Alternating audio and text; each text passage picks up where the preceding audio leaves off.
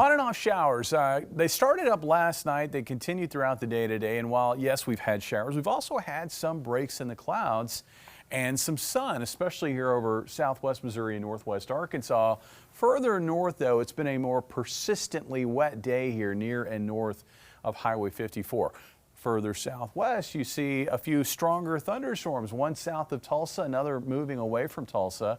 Both of those thunderstorms tracking a little south of due east. Looks like they're going to ride just north of I-40 toward northwest Arkansas. There's a bit of spin in the atmosphere with the upper level low that's located closer to Wichita. Plus there's stronger wind fields across this location. So both of these storms have tried to organize.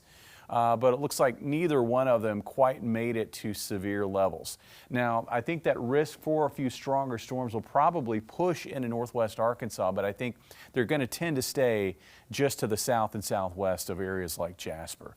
It looks like for most of us, we're just looking at a risk of showers as we head into the overnight. Again, that upper level storm is centered back to the west near Wichita.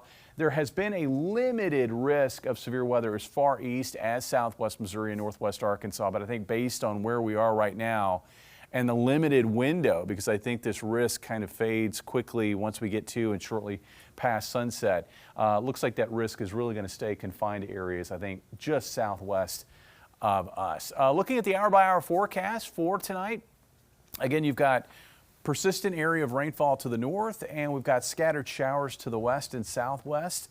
Watch what happens as we work through the evening. That's 8 o'clock. You can see some shower and maybe isolated thunderstorm activity into southwest Missouri and northwest Arkansas. Notice how areas to the north, this is where the rain really wants to persist, I think, throughout the night tonight. And then that will pivot back toward the south during the day on Thursday. Like today, I think we're going to find breaks in the clouds.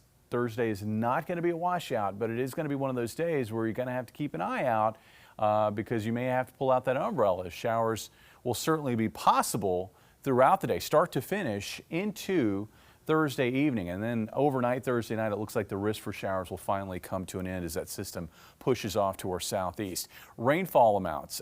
Most locations will probably see 1/4 inch or less, but there are going to be some pockets that could see higher amounts. And there is still, and I've talked about this the last couple of days, there's still going to be a possibility, especially closer to maybe where the low center is overnight tonight into Thursday morning. Wind fields are light there, and if an area of rain or maybe even rain and thunder can get going in that spot, we could find some bullseyes of much heavier rainfall, localized areas of much heavier rainfall totals.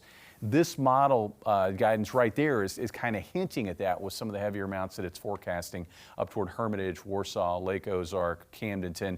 It looks like somewhere in that vicinity, maybe as far south as Buffalo and Lebanon, there could be a pocket in there that sees some heavier amounts. About 56 for a low tonight. Looks like about 68 for a high tomorrow. Good looking weekend. Partly cloudy on Friday. Saturday looks mostly sunny. Mother's Day looks mostly sunny with warmer temperatures after a chilly start. We get into next week, a chance for showers as the system that moves out of the area later this week pays us another visit on Monday, Bailey.